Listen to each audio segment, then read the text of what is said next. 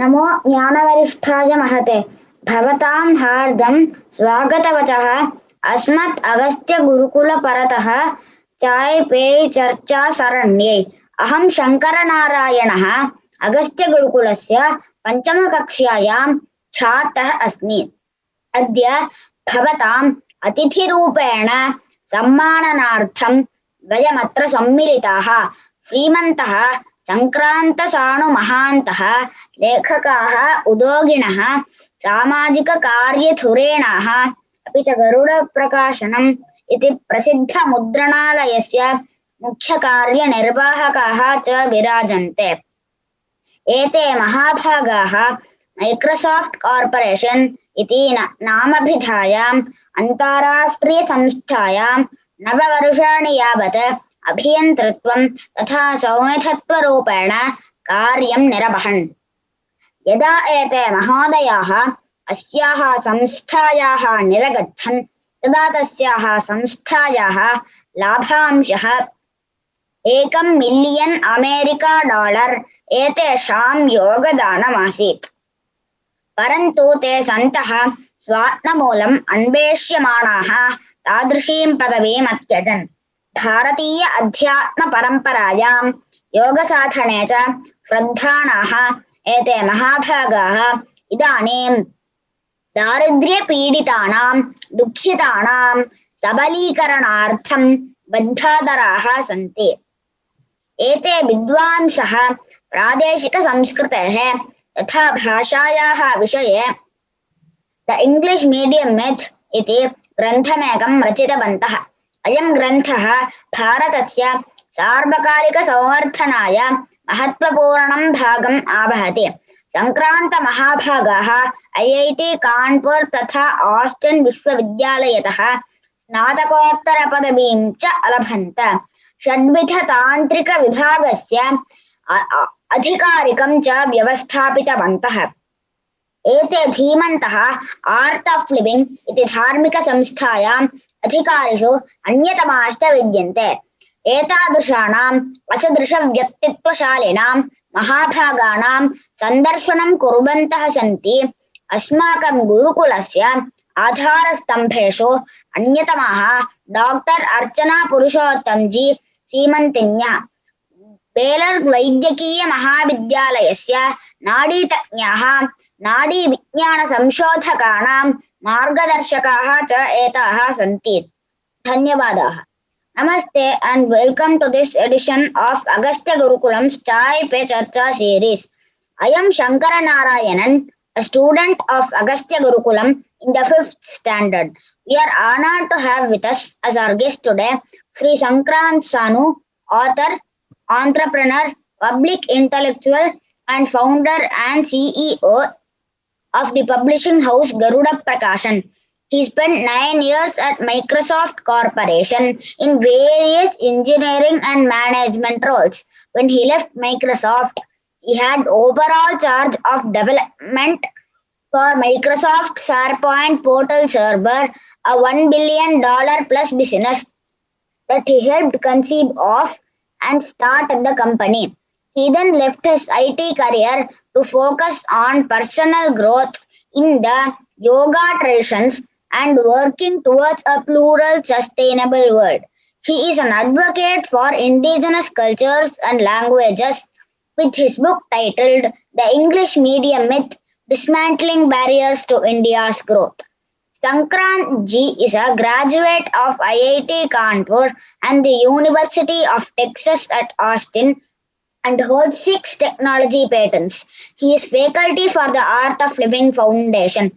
He will be interviewed today by one of our board members, Dr. Archana Purushotham ji, neurologist and neuroscience researcher at the Baylor College of Medicine, Texas. Dhanyavadah Shankara Narayana. Punah namas sarvebhyah. Thank you all for joining us today for this edition of Chai Pe Charcha. First of all, thank you for joining us, Sankrant ji. It's a pleasure to have a distinguished guest like you to speak to us. So without wasting any time, since we do have questions sent in from the audience as well as our own earlier list, I'm going to get started. So just to give us some background, we heard you are from a tech background. How did you get interested in the matter of education, particularly, in something like the medium of instruction? Well, there were two. Firstly, I wish I had the same faculty to speak in Sanskrit that I was introduced in, because I would have loved to carry on a conversation in Sanskrit. So I will knock my improper education for that, but I'm hoping that the subsequent generations can rectify this.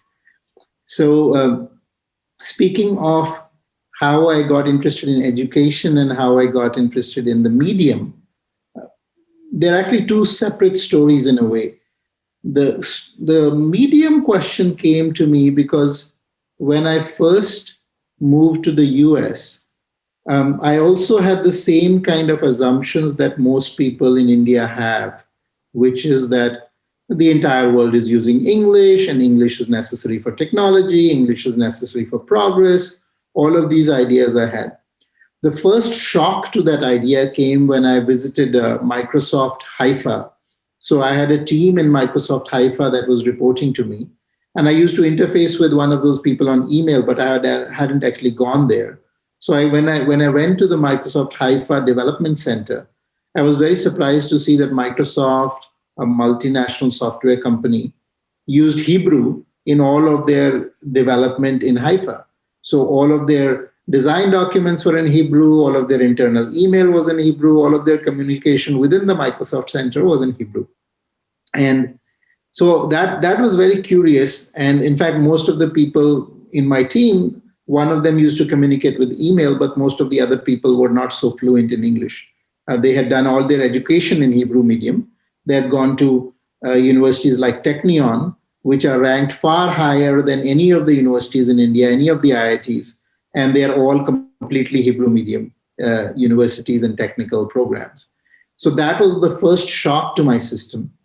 And the second, so then I ended up traveling, I've gone to almost 50 countries now. And I found that all of the countries that were developed were actually using their own languages for technology. So if you go to all of the countries of Europe, they're using all of their own languages. If you go to France, you go to Germany, you go to Poland, any of these places, even very small countries, like Latvia or Lithuania, they're using their own languages. And the second flip part of that was I wanted to start a school actually for children in India. So once I left Microsoft, I became very interested in what can I give back? How can I help India? And so I thought I would start a school for talented children from villages. So I went and I had a set of IQ tests with me that were from the US. And these were all symbol-based IQ tests that didn't use any language. And I took these IQ tests and I traveled through Uttarakhand and Haryana and Rajasthan, giving these tests to the village children. And I was very surprised to find that the village children, I was hoping that I would find some talent in villages. That was my goal. But what I found was that the village children actually outscored the urban Indian children in IQ. They scored higher in IQ than the urban children did, at least in my sample size. So then I started talking. I went to one village in Haryana, and I went there just because the driver took me. He was like, "Oh, saab, aap sab jagah ja rahe ho, hamare gaon to gaye nahi. You haven't come to my village." So I went to his village, and it was a month of June, and it was very hot, and the sand was blowing, and we just called a bunch of people. I think we had about 30 to 40 students, and we asked them to take the test. And 33% of the children in the village scored above the 90th percentile in IQ, almost a third of them. So I was very impressed, very surprised. So I talked to the principal and said, your children are so smart. They must be really successful. Where all do they go? Where do they study? And he said, my children are very smart. They're very good in math, but a lot of them drop out after 8th grade. And most of them do not go to college at all. And I said, why? And he said, like, all of the education is in English. And my children are very good in math, but English is very difficult for them. And so all of the competitive exams, all of the entrance tests, all of this is in English. This was about maybe 10, 15 years ago. And he said that, my children, the English is such a big barrier that they can't really go forward. So that was the other shock. So first I saw that the world was not stuck on English. They were using their own languages. And secondly, I saw that India was forcing English on these children and really stopping the growth of talent. So this is what made me write that book then. Very interesting how these differences hit you. So just again, how many languages do you yourself know? And I think you already answered what language you were schooled in, probably. Or no? I studied I did study in English in school, but I grew up in speaking Hindi at home and also Punjabi. I learned Punjabi in school as well because I grew up in Chandigarh. So I can read Punjabi script, Gurmukhi script, and I can speak in Punjabi also.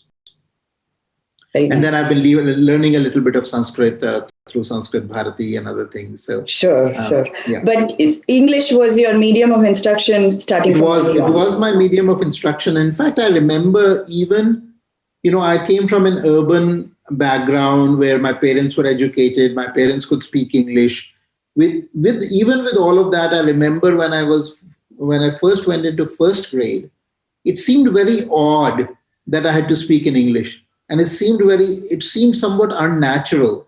And I always had this difficulty. And I think probably even till I went to the US and I was completely immersed in an English environment, I wasn't really comfortable, even after 10 years of English medium education, to express myself fully in English. So that problem, and this is when I came from a background where the parents did speak English and they were, so that it wasn't like I came from a rural background, but still there was a difficulty. So how did you, in your book, The English Medium Myth, how did you go about researching the effects of language, of instruction on learning and the outcomes of this sort of education?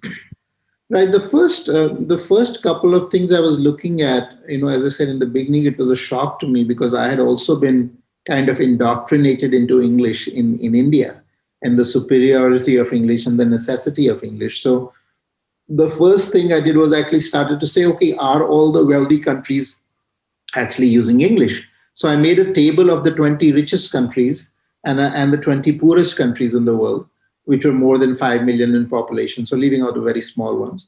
So significantly sized countries. And I said, what is the medium of instruction in the schools they're using, and what is the language they use in administration, in government, and all of this? And what I found was that 20 out of the 20 richest countries were using their own language. They were using the language of the common people for the language of higher education and for the administration. And in the poorest countries, 18 out of 20 were not using the language of the common people, but they were using some colonial language. So that was very stark, in the difference. And then as I went around, then I looked at a lot of research and I found pretty much unanimous consensus. In fact, there's a very early UN report, I think from the 50s, where there's almost a unanimous consensus in the research community that a child learns best in the mother tongue, and the brain development happens best in the mother tongue. So both of these, so there's ample research out there. But what I was very surprised was that there was almost no research from India.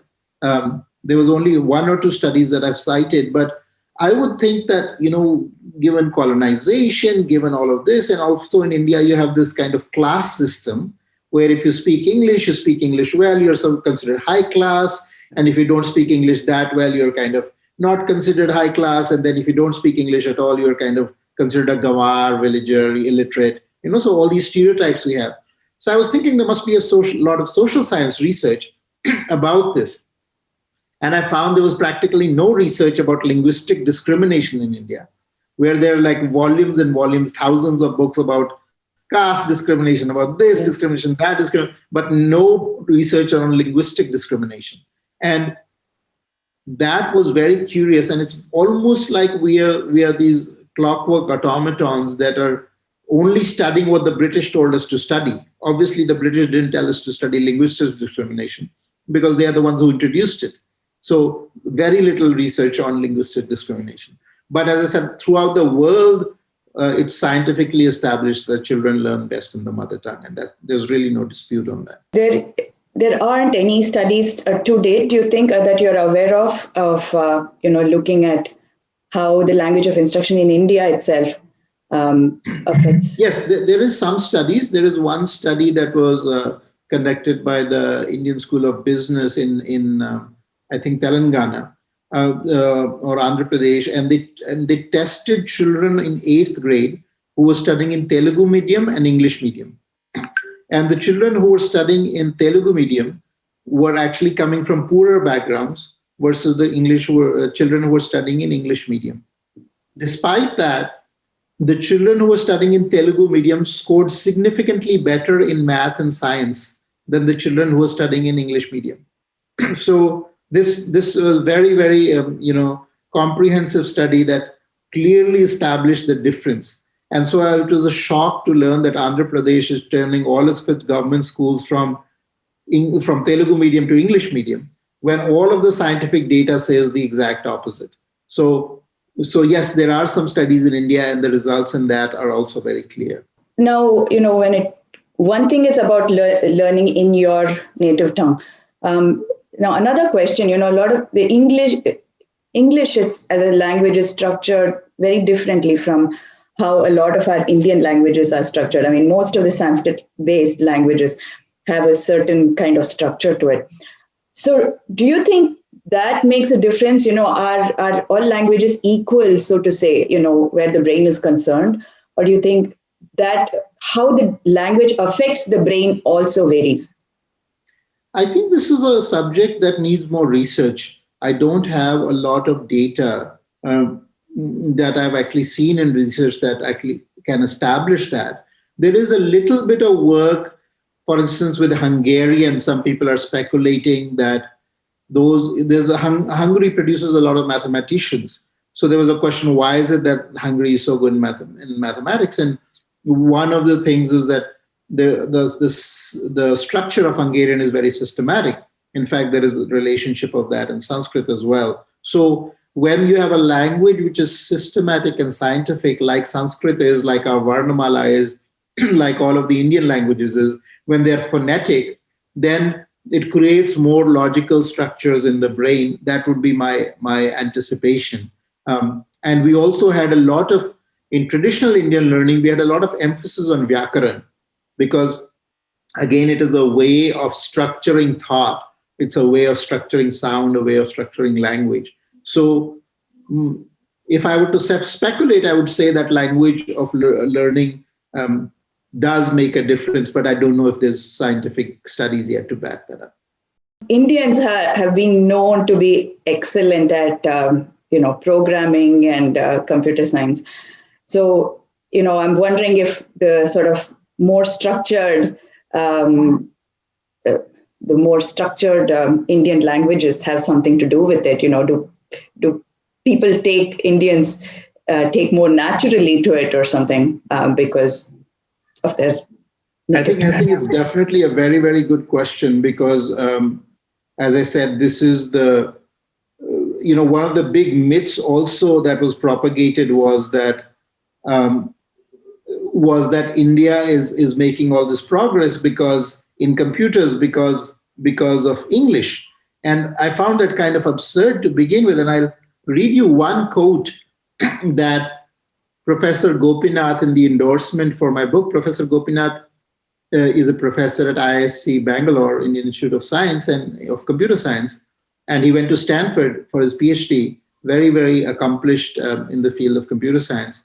And one of the things he says is, one of the highlights of my childhood education was discovering the system of chandas in Telugu poetry, which has absorbed many of these ideas from Sanskrit and has associated with it many computational aspects such as binary notation, use of error codes, and even investigated for possibly the first time an algebraic structure such as a de Bruijn sequence.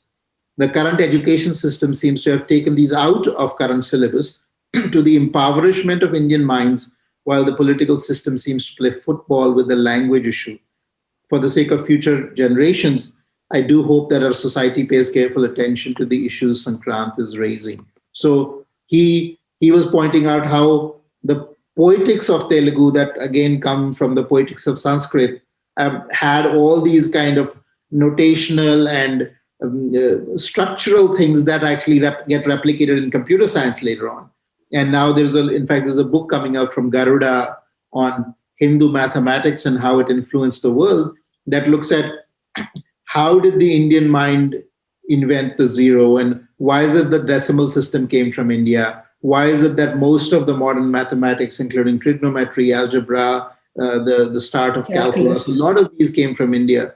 And the binary system comes from India. There's an explicit shloka that describes the binary system and how to convert from binary to decimal and from decimal to binary. All of this is given in our text. So instead, we created a fabricated narrative that India is doing well in computer science because of English, which is completely absurd if you think about it, because, Russians are doing great in computer science, and the Chinese are filing more artificial intelligence patents today than America is, and Israel is. And so all of these countries are doing fantastic in computer science without turning to English medium education. Very true, very true. So coming back to, India and its education, do you foresee that it's even reasonable or possible to expect that we would move back to schooling in our native tongues rather than English, which really has been catching on like a wildfire due to the prejudices we've talked about? Right. So one of the things we have to realize is that a lot of times when I talk about this, people say that the people want English, but the government has been trying to impose Indian languages. The truth is the exact opposite. The whole prejudice against Indian languages and in favor of English comes from government policy. It is the government that funded all of the IITs and said the IITs will only be in English. It is the government that funded all the AIMS and said, AIMS is going to be only in English. It's the government that funded all the medical education, all the engineering education, all the MBA programs. It's the government that said you can only practice in English in the Supreme Court. It's the government that said you can only practice in English in most of the high courts. So all of this did not come because of some organic factor. It came directly from colonial government policy that was not changed after independence. Very little was changed, in fact. It is the earlier, when we got in the Constitution, it was actually said English, even as an official language, would only be for 10 years. But the political dispensation kept extending it.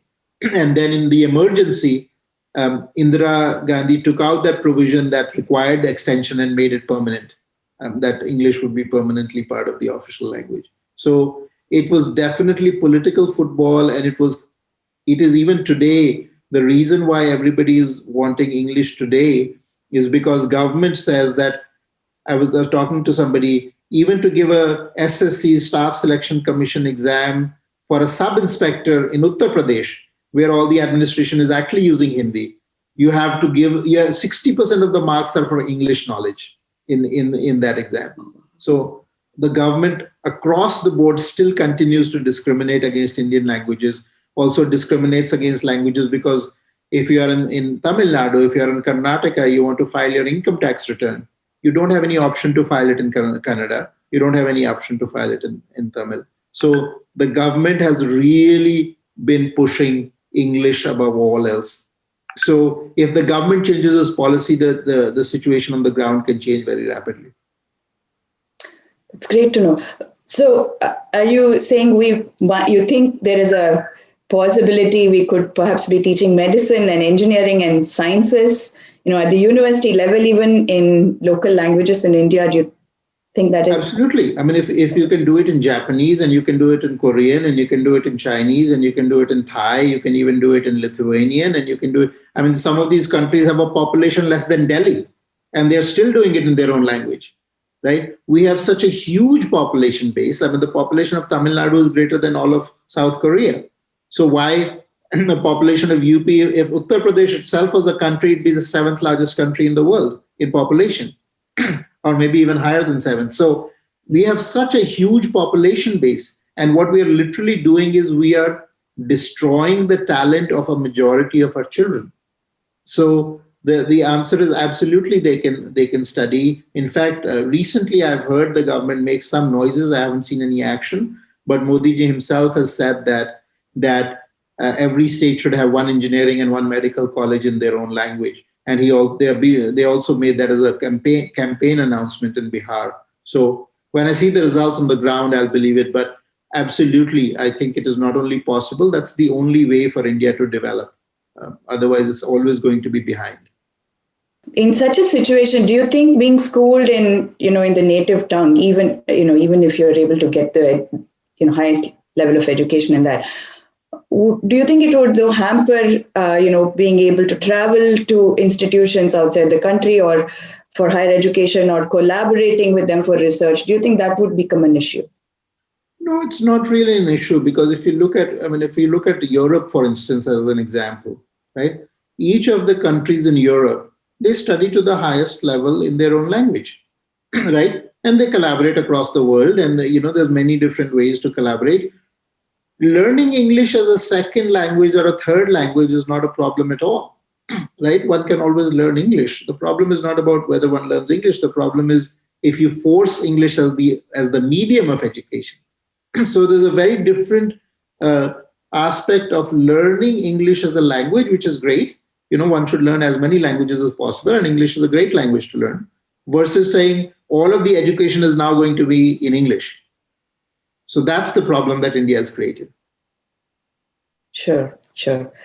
So now, since we've been talking about government policy, what are your thoughts on the new education policy from the language perspective, especially? The new education policy doesn't really go far enough. It's not very clear or committed to the language question. It had some sort of soft ideas, it should be, primary education should be in the mother tongue, but the government is now saying they're not going to enforce it. So it means that nothing is going to change, really. Right. Similarly, in the higher education, they have some kind of noise around allowing access or improving. The only place where they really talk about language in higher education is improving the gross enrollment ratio, the GER. How do you enroll more people in college? If you do it in Indian languages, more people will enroll. But that's again missing the point. The point being that people will learn much better in their language. So it's not about just increasing the ratio, but actually increasing our aptitude, increasing our learning. So, and also there is no real money behind it. There are other schemes where they're actually mandating that every university have, schemes for minorities and this, that, and the other, but there's no mandate that says every university must provide for Indian language learners. So it's very soft. And even on Sanskrit, I was talking to Chammu Shastri ji, and he was very concerned that the new education policy actually downgrades the status of Sanskrit, even though it has some, Sanskrit university or this, that, and the other. But what it does is it took away the Sanskrit as a requirement in some of the places where it was earlier required. So I don't know the exact details on what he was concerned about, but his opinion was that the NEP is actually going to be a disaster for Sanskrit as well. Oh, is it? Okay. Yeah, absolutely. So it'll be good to have an in-depth conversation with him, if you haven't had him on your show. Interesting. But yeah, definitely I would take his thoughts very seriously, his work for Sanskrit education for so long. In my book, I actually suggest the exact opposite. I say that Sanskrit should be made a requirement for graduation in college, because it should be one of the language, like there's a lot of, even in the Europe, for instance, you have foreign language graduation requirements. Even if you're studying engineering, you have a language graduation requirement for a PhD level, for instance.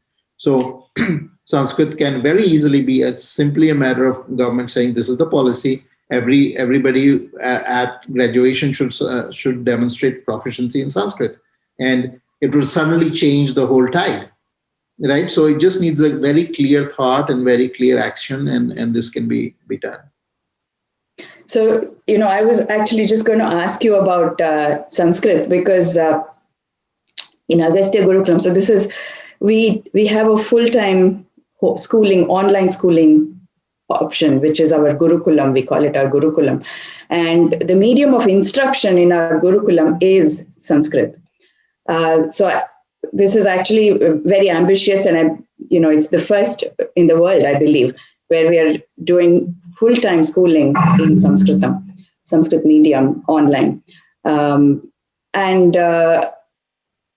Sanskritam is something that people would not consider their mother tongue. So when you are talking of forcing a language down, I was thinking of and this is our first year. So Agastya Gurukulam opened its full-time schooling just this fall. So we're just through one term and we're in our second semester.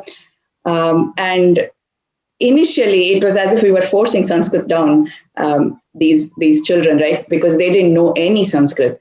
And it was all completely new and foreign to them. And this was learners at different levels, because we have students from first standard all the way to 8th standard. And especially for the older kids, where the content is quite, serious, it's considerable. To be delivering it in a medium that they were completely not used to was, in the beginning, I think, very difficult. But I must say, over the months, even over the first term, we've seen their Sanskrit knowledge just pick up exponentially. And now the kids are understanding Sanskrit very well. They're speaking some Sanskritam and actually able to answer these technical questions in Sanskritam, be it as it may with some mistakes, but that has been a very, very positive thing to see. So I was going to ask you, do you think it is detrimental that we use Sanskritam as a medium of instruction, which is really nobody's mother tongue? Well, I'm very interested in seeing how this experiment pans out, because certainly I'm a great believer in letting 1,000 experiments happen, letting 1,000 flowers bloom. Given the fact that we've been forcing millions and millions of children across the country, forcing them into English, I think if an alternative is proposed where we force them into Sanskrit, even if we say it's not their mother tongue, I think at least we will have an alternative method of comparison. So I think as an experiment, it's very useful. And the second fact is that Sanskrit is very much related to the structure of the human anatomy. Even the Varnamala is based on the structure of the mouth. And many, many different ways, at least there is a feeling, again, I don't know how much validated it is, we have even the different chakras that have the Sanskrit alphabet, so different energy centers are related to different Sanskrit alphabet. So it is possible that the Sanskrit language is designed to be in consonance with the human anatomy and the human psychology and the human mind at a very deep level. So if that is so, then some of that will hopefully come out as part of your experiment. So I'm really looking forward to the results of that. There are some researchers who study this thing called the Sanskrit effect, which was mainly around memorization of large Sanskrit texts and the changes in the brain development. Again, it's not clear whether it was due to the language itself or due to the memorization activity, but we need to do more research, and I'm really glad that you're doing this. And if I were to bet on it, completely without data, but just on my hunch, I would bet that these children will actually do very, very well. I think their brains and their ability to think would advance much more rapidly than others. Thank you. And yes, this is actually what all of us on the Agastya Gurukulam board, this is what we all believe. And this is why we started this, that, actually studying in Sanskritam would actually enhance their neurodevelopment and, ability to shine in other areas as well. And it's interesting you mentioned the English thing, because I have had exactly this conversation with multiple of our teachers who initially said, these children don't know Sanskrit. How can we teach them Sanskrit and in Sanskrit? And so, they were resorting to English in the beginning. And I had to have these conversations saying, when you send a child to English medium school, so when I was sent, I studied in English medium throughout. When I was sent to school, nobody thought, oh, how is this child going to learn English? Because this is not her language. She doesn't know English. Nobody thought that. Day one, I was in there. Everybody spoke English. I was expected to write English. Took me, a month? That's probably the maximum time it takes a child who's thrown into English medium schools to start, speaking quite fluently and to, of course, with age, to read and write. But why do we think that this won't happen with Sanskritam when it can happen with English, which is in fact even more foreign to us, than Sanskritam is, which is quite close to most Indian tongues. Right, definitely. I mean, one of the advantages that India has with Sanskrit is that our languages are very related to it. And in fact, I remember Chamu Shastriji, he would go up on stage and he would start speaking simple Sanskrit slowly to an Indian audience. And in that, he would be totally, he would be able to communicate to an Indian audience, even those who had not studied Sanskrit. So it is a completely normal and natural thing that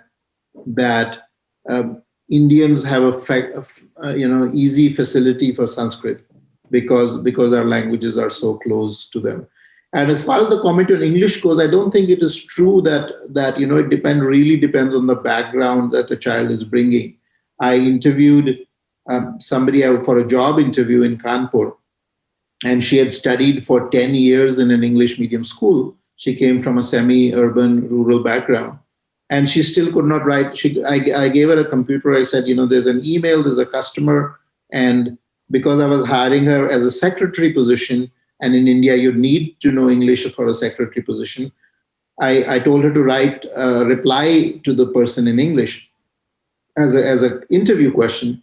And in 10 minutes, she could not write a single sentence. She could not write one sentence which was grammatically correct and proper that I could use. So I asked her, you studied for 10 years in English medium, and how is it that you can't write in English? And she said that the children come in without knowing English, and the teachers barely know English either. So we say English medium school, but you can't really teach in English because it doesn't make any sense. So you end up teaching in this completely mixed up language. And as a result, the child actually learns nothing at the end of the day. So definitely it's not as easy. If the child has a background in the family and the environment and have parents that are able to converse in the language, yes, that will make a difference. But if you're coming from a background where that is not true, the children will struggle a lot. Yeah, you're absolutely right. Of course, I neglect to mention that both my parents were very conversant in English. So it was, didn't take me too long to pick that up. Right. But otherwise, I can see the difficulties. I did see a comment flash on screen. One of our audience said, then Hindi is the option that should be used for schooling. Do you have any comment on, because there has been a lot of resistance from a lot of people who don't consider Hindi as their native tongue. So would it not be like forcing a different language on them rather than their mother tongue? Yeah, I'm not really in favor of, if I look at the research, right, what does the research say? The research says that the child learns best in the mother tongue. This is an established fact. So Sanskrit has a certain particularity. As I said, it might be our faith only at this point of time, or it might show up in research. But I think Sanskrit as an experiment is worth trying. But other than that, I would say that all of the research says the child learns best in the mother tongue. Why would we force Hindi on a child? I would definitely recommend that the child, to the highest level possible, to the extent possible, is taught in their mother tongue. And then they can be taught Hindi, Sanskrit, English, whatever else as second or third languages. So the problem happens when you switch the medium. Learning a language is not a problem.